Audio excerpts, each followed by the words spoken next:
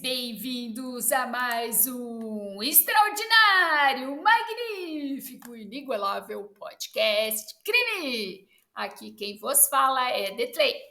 Sou uma curiosa que toda sexta-feira às 20 horas conta um crime baseado num fato real.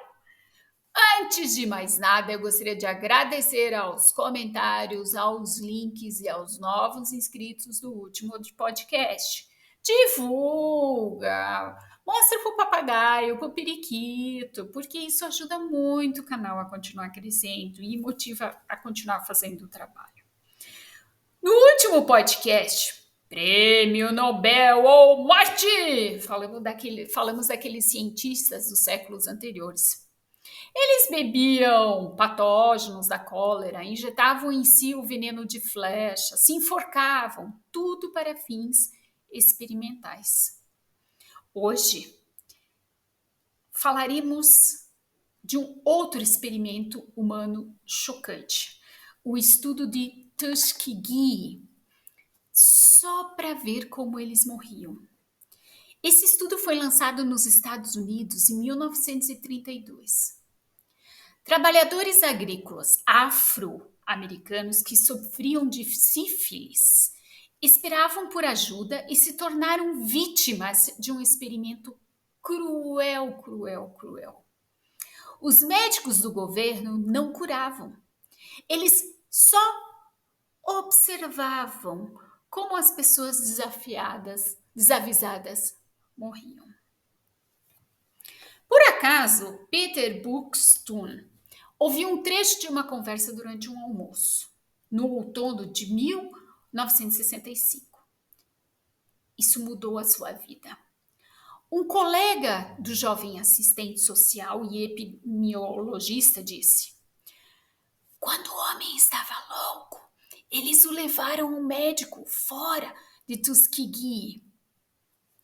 Buxton ficou curioso e ouviu mais. O médico reconheceu imediatamente que o homem estava sofrendo de sífilis terminal.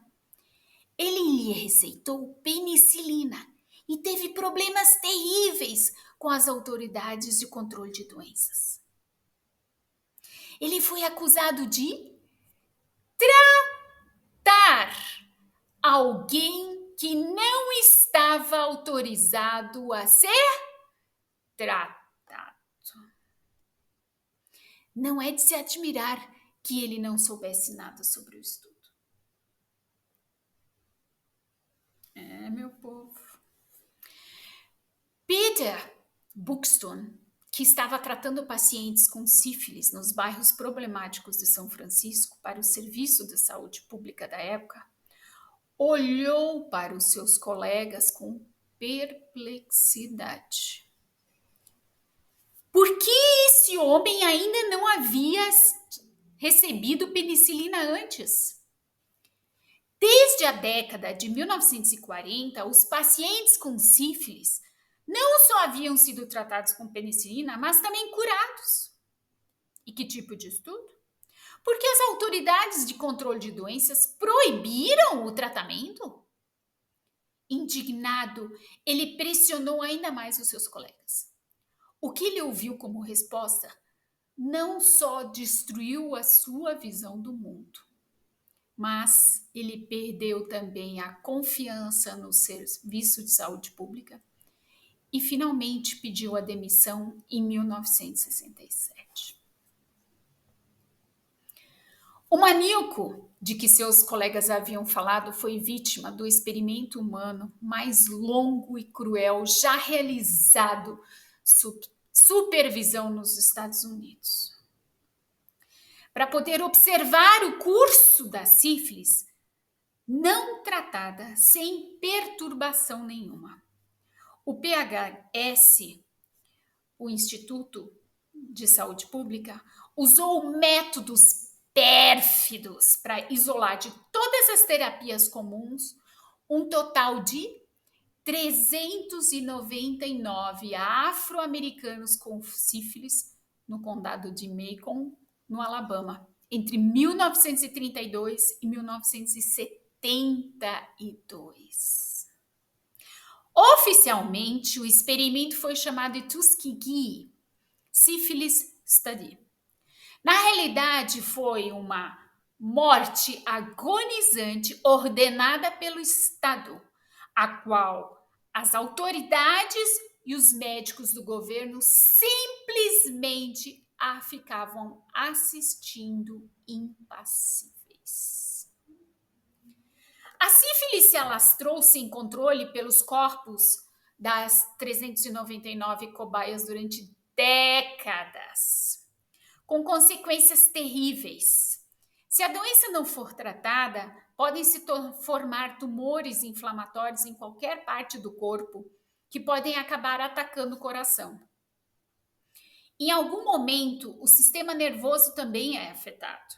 As pessoas sofrem de paralisia, ficam cegas e, por fim, enlouquecem. Uma carta escrita por Oliver Wenger, um dos líderes do estudo, para seu colega Raymond Forderlian, que coordenou o estudo em Tuskegee, revela o quão desumano foi o experimento. Diz a carta. Do meu ponto de vista, não temos mais interesse nesses pacientes até que eles morram. No final de contas, eles só estavam interessados em autopsiar os cadáveres para ver, no mínimo os detalhes, o que a sífilis estava fazendo com o corpo deles. Em novembro de 1965, Buxton expressou sua indignação com o experimento desumano em um relatório interno do PHS. Escreve ele. Por que pesquisadores deveriam esperar calmamente pela morte de pacientes americanos com sífilis não tratados, quando, na verdade, estão apenas copiando o trabalho de algum médico de Dachau? Mas todos os colegas do PHS se despediram, como Susan Reverby escreveu em seu livro em 2009. Tudo estava em ordem, disseram eles. Buxton logo percebeu que nada estava em ordem. Wenger e Forderlian não só esconderam os 399 homens que eles estavam sofrendo de sífilis avançada, como também esconderam das cobaias que elas faziam parte do experimento cruel. No início da década de 1930, o condado de Macon abrigava principalmente trabalhadores rurais destituídos. A maioria deles era analfabeta. 1/3 da população sofria de sífilis sem perceber. Eles não podiam se dar ao luxo de consultar um médico. Por isso, curavam os sintomas com remédios caseiros. Do ponto de vista de Forderlian e Wenger, essas eram as condições ideais para os seus estudos. A área era uma espécie de laboratório fechado com centenas de pessoas negras sofrendo de sífilis em seu estado clínico original, ou seja, sem tratamento. Os dois médicos exploraram a ignorância das pessoas de forma fria e calculista. Em 1932, Wenger e Forderlian vasculharam o condado de Macon em busca de cobaias e atraíram trabalhadores rurais doentes com a promessa de tratamento gratuito. Eles enganaram as pessoas desavisadas, fazendo-as acreditar que estavam sofrendo de sangue ruim. Entre os afro-americanos, como esse era o termo coletivo para várias doenças crônicas e era amplamente aceito como diagnóstico. Assim, logo houve um número suficiente de pessoas que queriam ser tratadas de sangue ruim. Cheias de fé e confiança, elas compareciam regularmente ao John Andrews Memorial Hospital em Tuskegee para exames agendados e engoliam placebos e a aspirina que os médicos lhe davam para manter a pretensão de tratamento. Nenhum deles percebeu que, na verdade, eram cobaias humanos. Embora Buxton não tenha conseguido nada do PHS para interromper o estudo, ele não desistiu. Em 1966, ele escreveu para a Food and Drug Administration dos Estados Unidos para reclamar. Também nesse caso, ele foi rechaçado. Disseram-lhe que o experimento continuaria até o fim previsto, ou seja, até a autópsia das cobaias. Quando ele perguntou novamente 3 anos depois, as autoridades lhe disseram que ele não tinha nenhuma preocupação moral. Na verdade, o programa do Condado de Macon havia começado em 1929 sob auspícios extremamente positivos. A Fundação Rosenwald, que fazia campanha principalmente para melhorar a saúde e a educação dos afro-americanos, financiou o projeto com a condição de que os portadores de sífilis fossem educados e tratados. Embora não houvesse penicilina na época, um sucesso considerável havia sido obtido com o Salvarsan, que continha arsênico. A sífilis deveria ter sido completamente erradicada no Alabama. Entretanto, a quebra do mercado de ações de 1929 também causou dificuldades financeiras para o fundo Rosenwald. Ele não tinha mais condições de financiar o estudo e entregou ao PHS. Esse foi o início do desastre. Em vez de dar continuidade ao projeto do Condado de Macon, como foi inicialmente chamado, no espírito do fundo Rosenwald, o Serviço de Saúde o transformou no Estudo de Sífilis de Tuskegee, em 1932, que entrou para a história da medicina como o mais longo experimento não terapêutico com seres humanos. Forderler e Wenger foram os principais responsáveis pelo descarrilhamento do projeto. Até a suposição básica dos dois médicos era caracterizada por um profundo racismo. Ambos acreditavam que a sífilis afetava os negros de forma diferente dos brancos. De acordo com a teoria deles, o cérebro e o sistema nervoso tinham maior probabilidade de serem afetados nos negros, enquanto as artérias coronárias eram afetadas nos negros, porque o cérebro não era desenvolvido o suficiente. Wenger e Forderler acabaram encontrando defensores poderosíssimos nas autoridades de saúde do estado, que apoiaram incondicionalmente seu projeto de pesquisa absurdo por décadas. Ninguém perguntou quais benefícios terapêuticos poderia resultar nisso.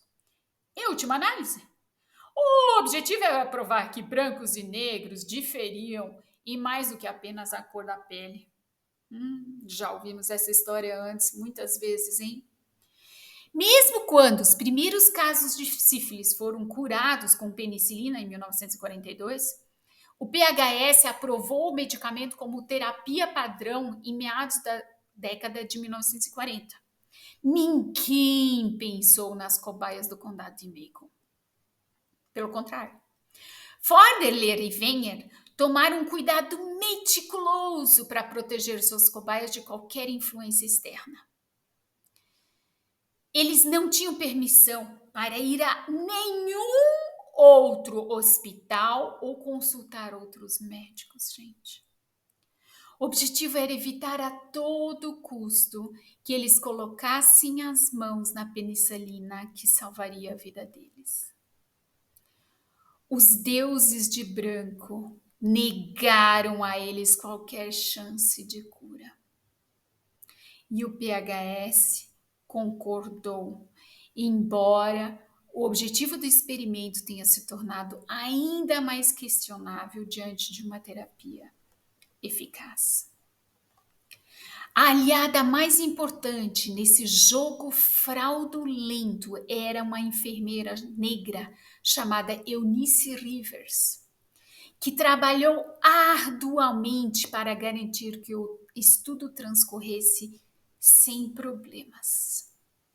Ela conhecia pessoalmente cada um dos participantes do teste e gozava de grande confiança. Ela regularmente buscava os homens no hospital universitário para os exames. E, se necessário, persuadia-os a não se colocarem nas mãos de outros médicos. Ela também quase sempre conseguia autorização dos parentes para a autópsia. Ela foi a alma do experimento até o fim. A negra Eunice Rivers. Como todas as suas tentativas de pôr fim às atividades de Tuskegee pelos canais oficiais fracassaram, Buxton finalmente revelou os resultados de sua pesquisa ao jornalista John Heller em 1972. Naquele momento, apenas 74% dos homens que haviam sido recrutados para o experimento 40 anos antes ainda estavam vivos. Os demais já haviam morrido. Em 25 de julho de 1972, Heller finalmente publicou seu artigo Washington Evening Star com título comparativamente sóbrio: Sífilis Patient Dead Untreated. Pacientes com sífilis morrem sem tratamento. Só isso. Nem mesmo Buxton teria esperado a avalanche que o artigo desencadeou. A nação estava em estado de choque. No dia seguinte, todos os jornais americanos noticiaram as vítimas de Tuskegee. A comparação com os experimentos humanos nos campos de concentração alemães estavam na boca de todo mundo. Os jornalistas de Nova York resumiu com propriedade a perplexidade geral. Como é possível uma insensibilidade tão repugnante, mesmo fora da Alemanha nazista? Em pouco tempo, o público formou uma opinião clara. O estudo não era apenas imoral, mas também profundamente racista. Afinal de contas, a qual pessoa branca teria sido negado tratamento com penicilina por décadas? Tanto o PHS quanto a Autoridade de Controle de Doenças sofreram intensa pressão e criaram um comitê de investigação para analisar o caso. O comitê levou 3 meses para decidir cancelar o estudo. Só para cancelar. Finalmente, após 7 anos de luta tenaz, Buxton havia alcançado seu objetivo. A Organização de Direitos Civis, NAACP, com a ajuda do famoso advogado Fred Gray, que já havia representado Martin Luther King, finalmente conseguiu 9 milhões de dólares em indenizações para os sobreviventes e uma vida inteira de cuidados médicos gratuitos para as vítimas e suas famílias.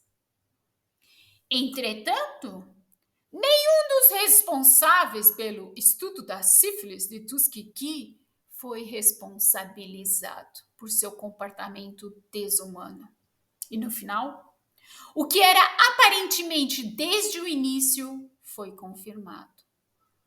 Nenhum dos resultados prevenirá, detectará ou tratará melhor um único caso de sífilis infecciosa, resumiu um médico da PHS sobre o estudo.